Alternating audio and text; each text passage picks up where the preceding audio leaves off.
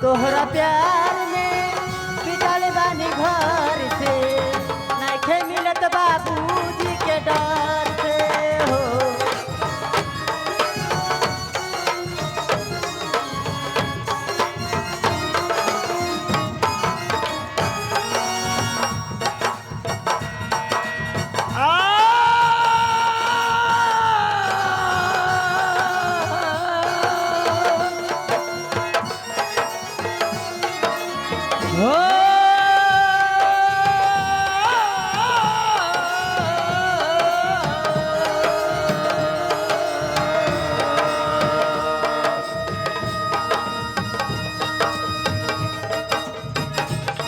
प्यार में तोहरा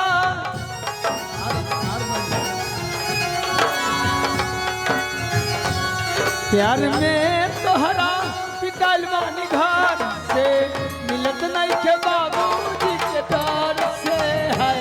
प्यार में नुनू लाल नुनू जी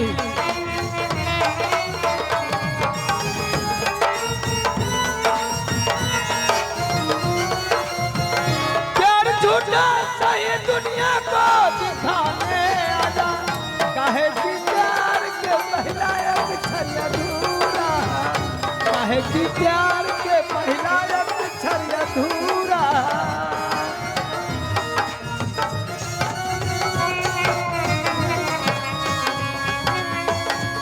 आइए पुरस्कार के रूप में बिजली कुमार पासवान उनके तरफ से 101 रुपये का पुरस्कार है। उन साहब को हमारी कंपनी ओर से तहे दिल से शुक्रिया है।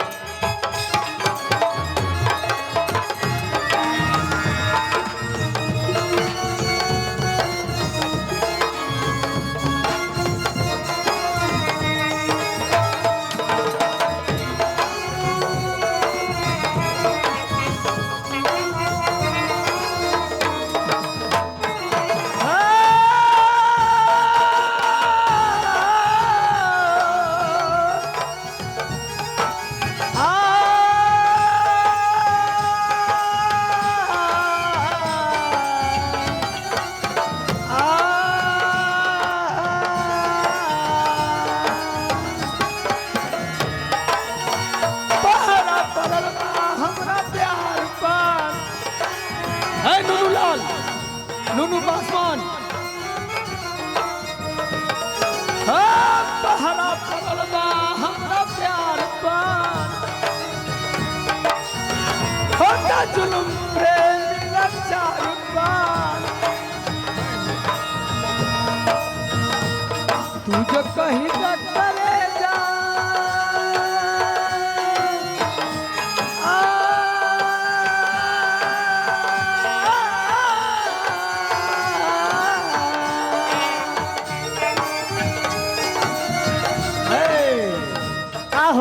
कहीं तो करे जा तू जो कहीं तो करे जा चल जा इंसान से मिलत नहीं के मुखिया जी के डर से है। प्यार में तोहरा पिटाई बानी घर से मिलत नहीं के बाबूजी के डर से है। प्यार में तोहरा पिटाई बानी घर से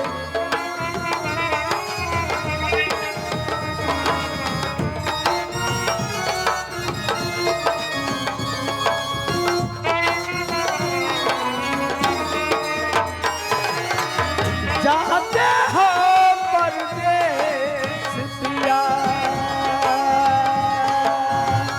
जाते ही खत लिखना यार हेलो ए सुना बोलो गा चुकला ना डॉक्टर साहब बहुत खुश हो गए होई बहुत हो गए बस हाँ यही गाना उनको बहुत फेवरेट गीत है। हाँ बहुत अच्छे गीत है। बहुत ठीक है आप जा सकते हैं। ठीक है तो कहाँ से गलाई दियो आजा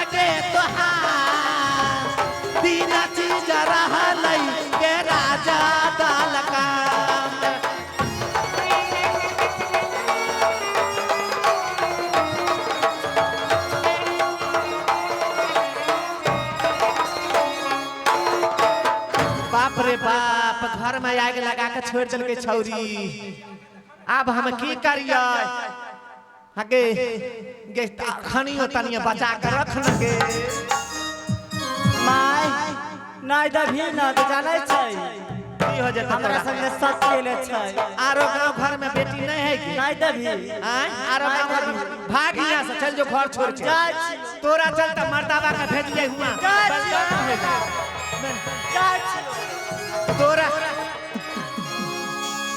तोरा चलता मर्दावा का बलिदान पड़े ले भेज दी गे वो चीज तीनू मिले है यहाँ से जाय कहते बाप रे बाप वहाँ दलकागढ़ आ दलकागढ़ में वो तीनू चीज है के पचर वो वहाँ से के लबे ले जेतो जे लबे ले जाय हो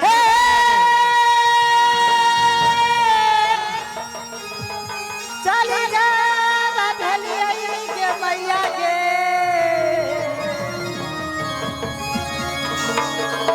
आगे देशवा विदेशवा न गे मैया चली भेलिए गे देशवा देशवा गे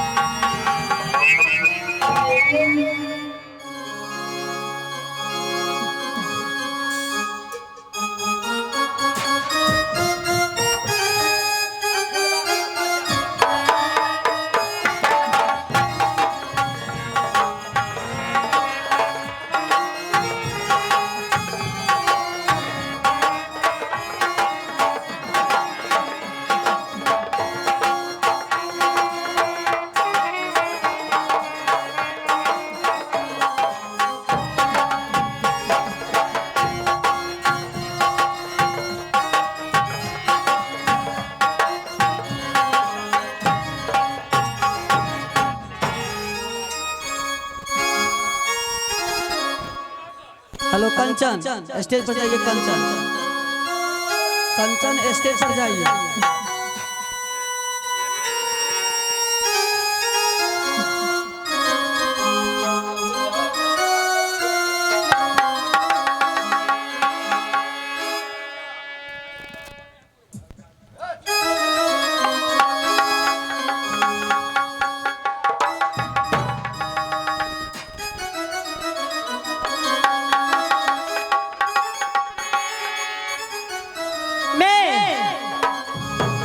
मैं अब जाती हूँ छोटी मम्मी के पास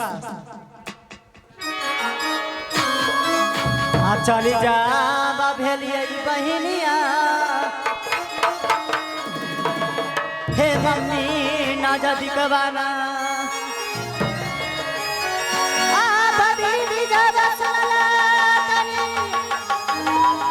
हे हमारी जावला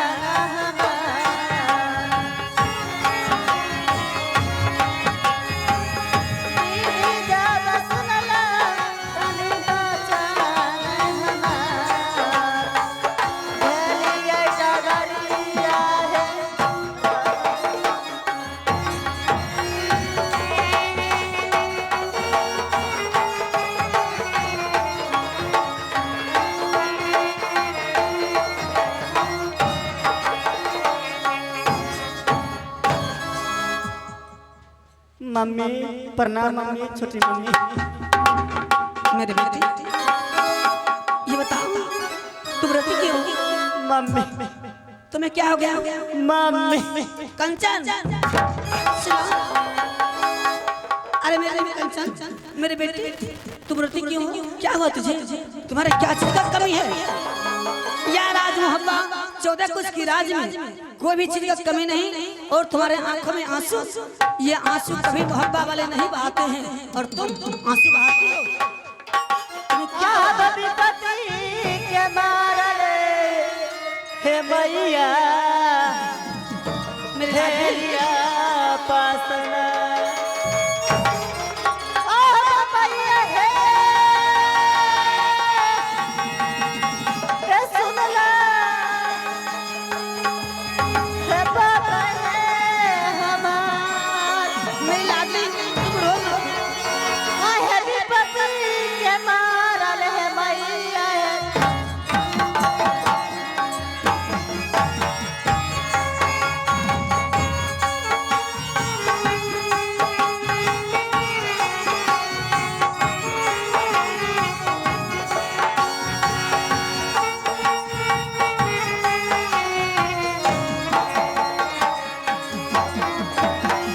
ये तने अरजिया मैया कहवई हवे आय।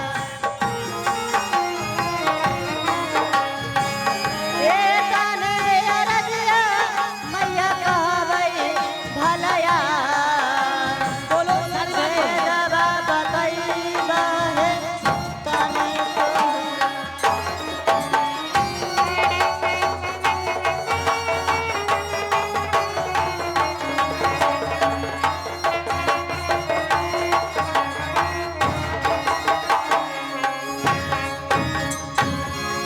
मेरी बेटी कंचन, तुम्हें क्या हुआ? तुम्हें रोती क्यों हो? ये आंसू पूछो पहले। ये मोहब्बा वाले राज में कोई अब तक आंसू नहीं बहा है, और तुम इतना सुंदर और इतना लाडली में तुम्हें ज्यादा अपना बेटी समझती हूँ। हाँ माँ तुम माँ के सामने आंसू बहाती हो। तुम्हें क्या कमी है? इस राज में क्या कम गया, और क्या जरूरी है जो तूने मेरे सामने आंसू बहाई? बोलो, खुल के बोलो। माँ बोलो बोलो। ये बताओ मेरे से छोटे छोटे सहेली सबके शादी हो चुके हैं,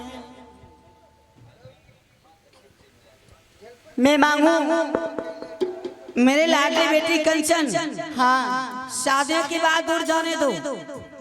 जब समय होगी उस समय में खुद में सोच लूंगी। तुम रोए किस? क्या माँ से मांगे चंदन चरखा। क्या? चंदन चरखा, हाँ उड़न खटोला, हाँ मरून बाजा, मरण बाजा। हाँ तो माँ मेरे बेरी गोतनी तुम्हारे माँ क्या बोली? मार के भगा दिए। मार के भगा दिया? हाँ माँ। तूने इसलिए रोती हो? हाँ मेरी लाडली, ये तुम रोना धोना बंद करो। ये चंदन चरखा, उड़न खटोला, मरून बाजा, हाँ तू अपने माँ से मांग लेकर गई, वह देने की बदला में तुम्हें हाँ बहुत मार मारी है। हाँ मैं जाऊँ सुप्ती मौनी खेलने के लिए मेरी बेटी कंचन, हाँ मैं जानती हूँ तुमने जो बोली कि मैंने सुप्ती मौनी खेलने के लिए गई, तो सखियां सहेली सब मुझे ताना मारी है, और उन्होंने ताना मारी कि चंदन चरखा, उड़न खटोला, मरून बाजा ये तुम लेकर के आएगी तो मैं तुम्हें खेलने के लिए दूंगी, हाँ। या नहीं आएगी तो मैं नहीं दूंगी। नहीं। इसलिए तुम माँ के पास गई, हाँ। माँ तुम्हें मार करके भगा दिया, हाँ। और तूने मेरे पास आई हो। हाँ माँ। लाडली मेरी बेटी हाँ कंचन, माँ छोटी माँ। बस यही छोटा सा सामान के लिए तुम रोती हो। हाँ माँ जल्दी दीजिए ना। बेटी कंचन, हाँ इस राज में कोई भी चीज का कमी नहीं है, और चंदन चरखा, उड़न खटोला, मरून बाजा हाँ तुम्हें चाहिए, हाँ माँ। तो अभी से रोना धोना बंद करो, और मेरे सामने आंसू के नजर नहीं आना चाहिए। ठीक है तुम माँ। अभी से चुप हो जाओ, इसका व्यवस्था मैं कर देती हूँ। ठीक है माँ। आओ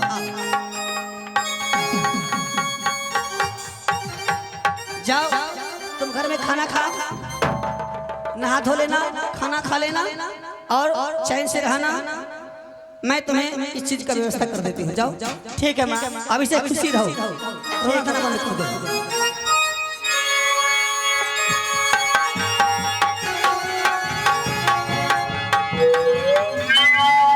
आइए, मैं अपने बेटी कंचन से ये तो कहती हूँ कि तुम जाओ यहाँ से, खाना पीना खाओ और रोना बंद कर दो। चंदन चरखा उरन खटोला मरुन बाजा, मैं भी नहीं जानती हूँ कि वह है क्या। अभी तक देखबो नहीं किए, क्या करूँ। मैंने इसलिए उसे बोली कि वहाँ रोएगा नहीं और नाराज नहीं होगा। इसलिए मैं कि मेरे पास बेटी नहीं है, मेरे पास एक बेटा था, है एक इंदल कुमार और एक ही कंचन। मैं अपना बेटी और बेटा मानती हूँ, इसे कभी गैर नहीं किया हूँ और नजरों से दूर नहीं किया हूँ। इसे खुशी के लिए मैं इस बात को समझा करके भेज दी। खैर कोई बात नहीं है, अगर जब इस बात को मैं किया हूँ तो मेरे पति, जो मेरे पति हैं वह है बलवान, वह शिकार खेलने वाले लोग हैं। जरा उनसे जाकर के इस सवाल को रखूं कि मुझे हुआ क्या बोलते हैं। आइए, मैं अपने पति को यहाँ जा रही हूँ, जरा उनसे इस सवाल को रखूंगी।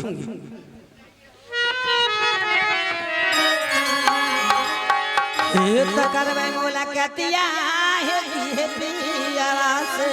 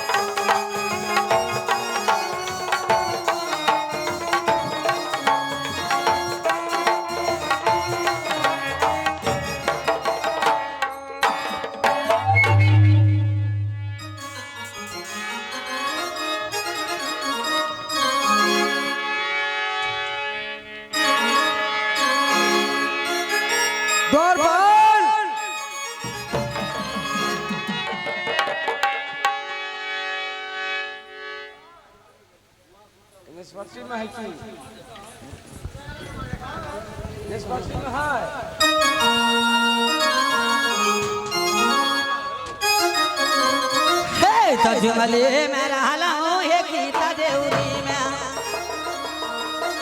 आगे बतिया आगे देवे आज तारी है सोना,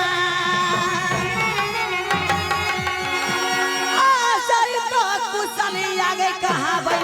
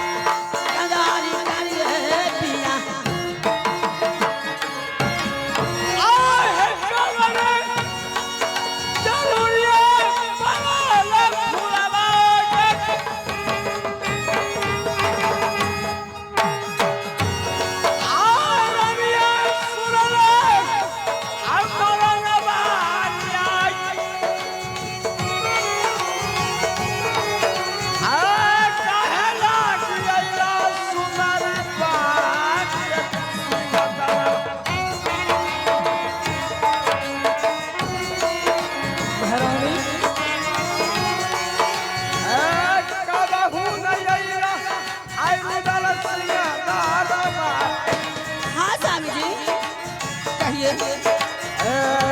कबहू नजर है प्रिया आई दला सिंगार बात आई कवरे जरूरिया न पड़ गए है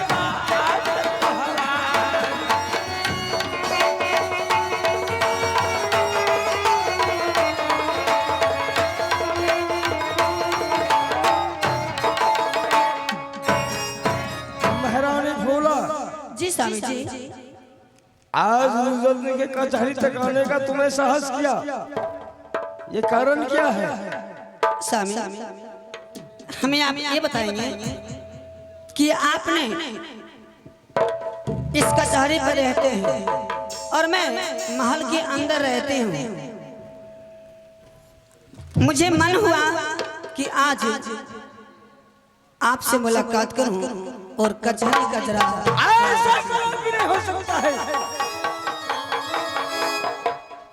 महारानी फूलावती जी महाराज। तुम्हारे दरबार में हजारों दासियों से भी तुम खबर भेज सकती थी। अच्छा तो हमें ये बताइए अगर मैं आ ही गई तो फिर आप गुस्से काहे करते हैं? क्या आने का अधिकार नहीं है? आपसे बात करने की अधिकार नहीं है? ये महल के अंदर हो सकता है, रूदल सिंह के कचहरी तक नहीं। ये कचहरी तो आपकी है और इस कचहरी में इस राज की रानी अधिकार मेरा भी बनता है। मैं कहीं दूसरे जगह नहीं गया, आप ही मेरे पास आए हो ना। ये बताइए तो कहीं दूसरी जगह तो नहीं गया? आ ही गए तो क्या हुआ स्वामी जी, हमें ये बताइए ना। प्रिया स्वामी बोलिए, मुझे अच्छा लगता है। तुम यदि कह रही हो तो मैं मानने के लिए तैयार हूँ, मगर कारण क्या है? स्वामी जी सब कहला कि बहुत सुघर बारू तू। अच्छा सब कहला कि बहुत सुघर बारू तू। छोरा लागे लगा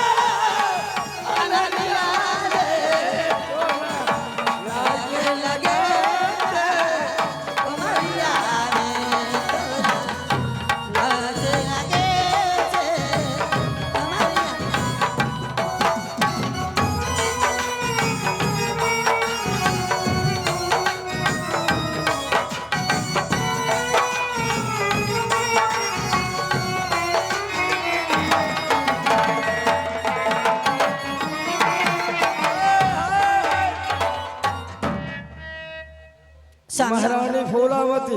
हाँ जी स्वामी जी बोलिए। कारण क्या है जो तुम आज कारण तो कुछ नहीं है।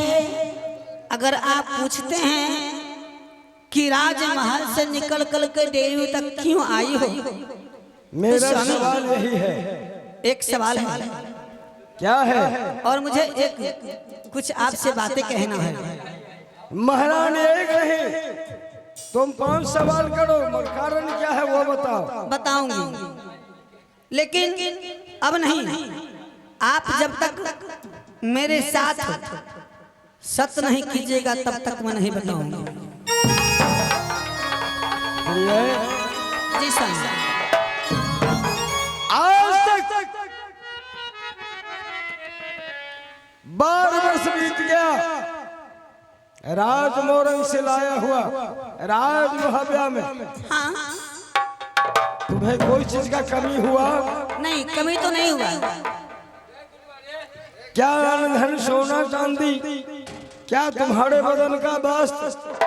मुझे कुछ नहीं कमी है। कमी यही तो है। भला बताओ क्या कि पति पत्नी में सच कैसा होता है? होता है? होता है, क्योंकि समय बदल करके यहाँ से वहाँ चला गया और वहाँ से यहाँ नहीं आया है। इसलिए महारानी अभी भी सोच लो। मैं सोच लिया हूँ, सारी बात सोच लिया हूँ। आप सत्य कीजिए, मैं बता दूंगी। महारानी फूलावती, जी महाराज। मैं तुम्हें बार बार कह रहा हूँ, अभी भी सोच लो। मैं सारी बात सोच रखी हूँ, अब मुझे सोचने की कोई जरूरत नहीं है। आप जब तक सत्य नहीं करेंगे तब तक मैं आपको नहीं बताऊंगा। यदि मैं सच नहीं करता हूँ तो तुम अपने मन की बात नहीं कह सकती हो। नहीं मानोगी और सत्य नहीं कीजिएगा तो मैं आइंदा से आपसे बोलना और हंसना और रहना बंद कर दूंगी। है प्रिय, जी अभी छोड़िए। ऐसी बात है तो मैं तुम्हारे साथ सच करने के लिए राजी हूँ। तो कीजिए, मैं जिस तरह 12 वर्ष थी मैं उसी तरह आपसे रहूंगी। मगर जिस तरह राजमहल में 12 वर्ष हाँ महल के अंदर रहती थी, हाँ, उसी तरह मेरे साथ रहना होगा। ठीक है, मैं रहूंगी। पहले सत्य कीजिए।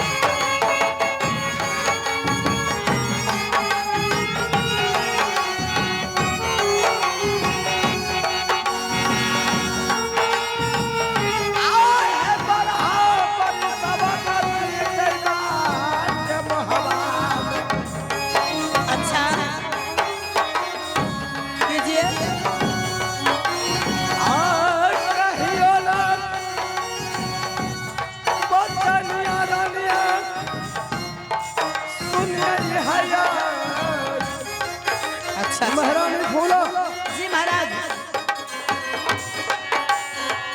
तुमने ये कोयल का शब्द सुना करके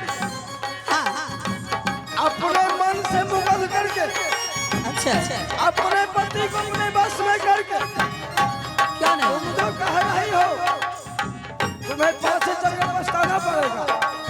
कभी नहीं पछताऊंगी। आज का बहू न बोलिया है सुंदरी, अच्छा, आज सुनिया ये हया, आज ये जना बतानिया सुनिया है।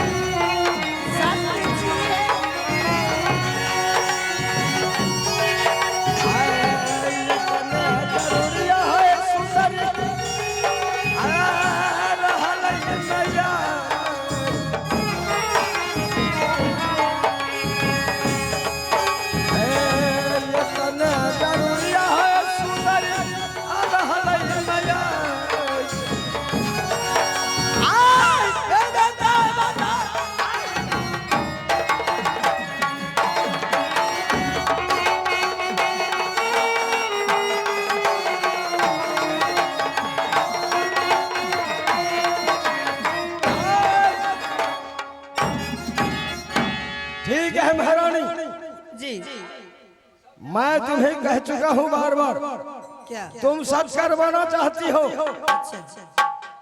उदय चंद सच करने के लिए तैयार है। पाछे यदि कुछ होगा तो इसका परिणाम तुम भोगोगे। साथ करने में क्या होगा? साथ में करने में कुछ नहीं होता। एक सच, अच्छा दूसरा सच, सच से बेसच होता स्वीकार।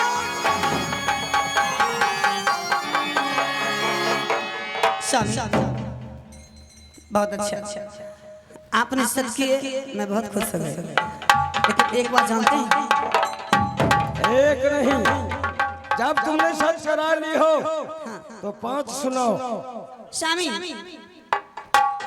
हमें ये बताओ, इस राज्य में एक लड़का है, एक लड़की है, एक बेटा मैं है, एक जानता बेटी हूँ है। महारानी, हमारे सारे परिवार खुशी है, मेरा राजपाट सब खुशहाल है, प्रजागण खुशहाली है। हमें ये बताइए कि एक बेटी अगर कंचन है, अगर वह आपके सामने रो देगी तो अच्छा लगेगा? है सती फूला, जी तुम जानती हो कि मैं अपने पलकों के सामने बेटे इंदन कुमार को और बेटी कंचन को रखता हूँ। हाँ क्या उसे कोई कष्ट आ गया? हाँ आया है।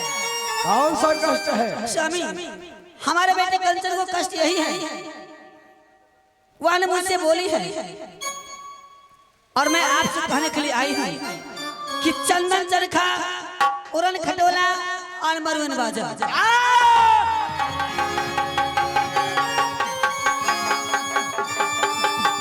ये 3 सामान चाहिए। क्या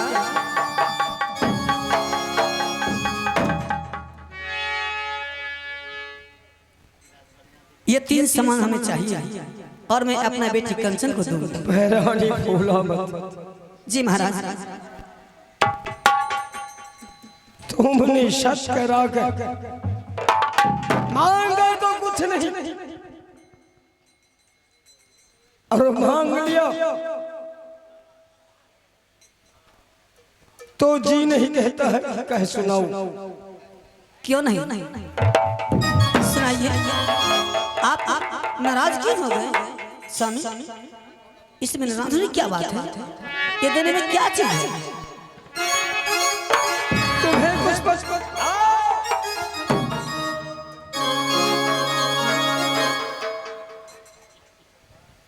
मेहरानी जी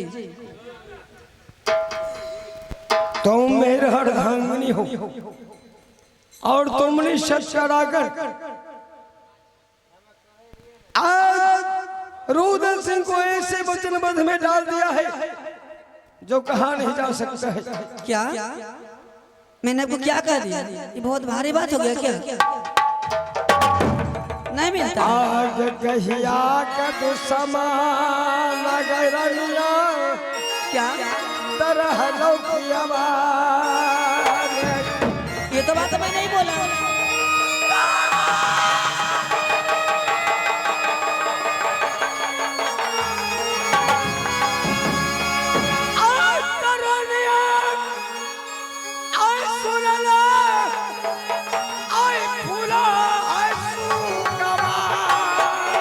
क्या बोलिए? कहिया क्या बदलवा तारा लिया है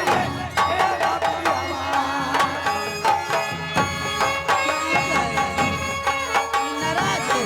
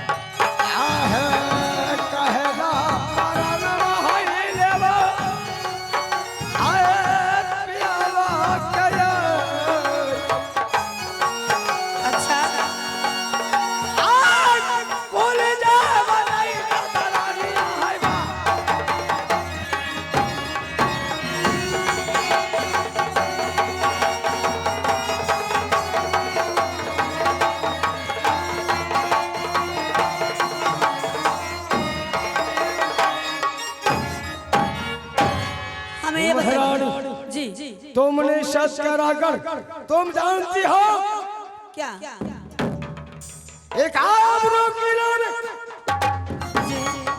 रुद्र सिंह से बढ़कर लोहा लेने वाला कोई वीर जन्म नहीं लिया। अच्छा और तुमने मांगते मांगते क्या मांग दी पता है तुम्हें?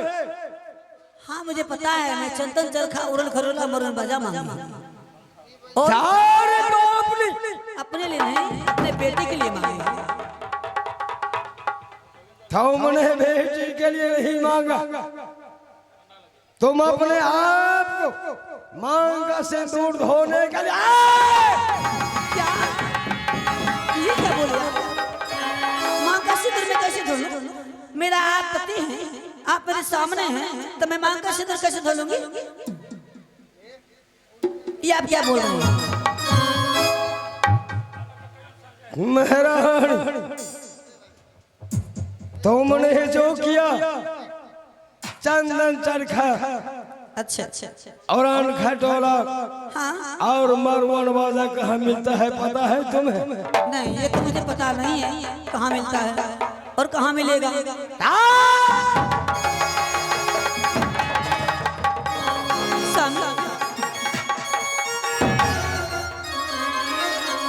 ये क्या कर रहे हैं आप?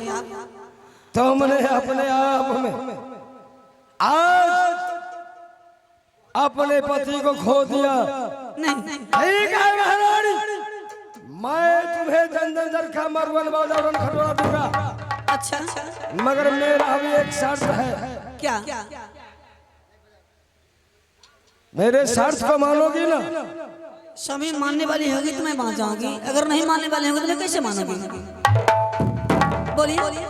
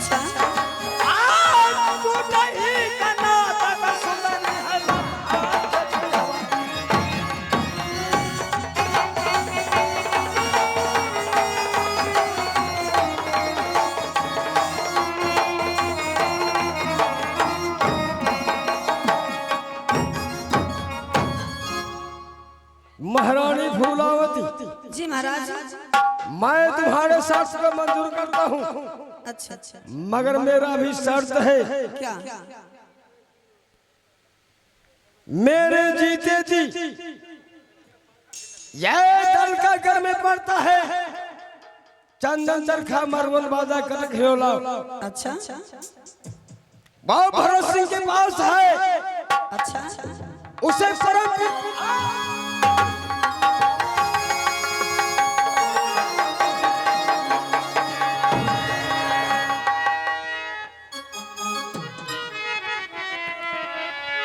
बहुत चंदन चरखा मारवाड़ बाजा और करक हीरा जो है अच्छा भरत सिंह के पास है। रुदन सिंह एक लोग किला को जीत करके आया, मगर आज तक भरत सिंह के पास दल का अगर कड़ापी रह गया। क्या होगी? उससे स्वयं परमपिता परमेश्वर ब्रह्मा का वरदान है। नीचे दलदल बीच में भाला वर्षित कमान तीर से ग्रसित है। अच्छा यदि उससे भी कोई पार न पाए तो स्वयं ब्रह्मा जी का दिया हुआ ब्रह्मांस है। जो भी क्षत्रिय वहां जाएगा वो वापस कदम पे।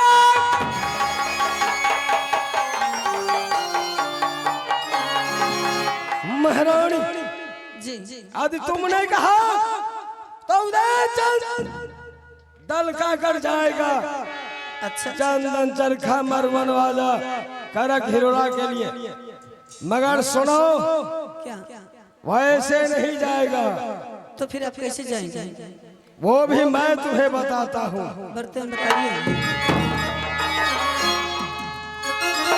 आगे बनता तब विधवा गरनिया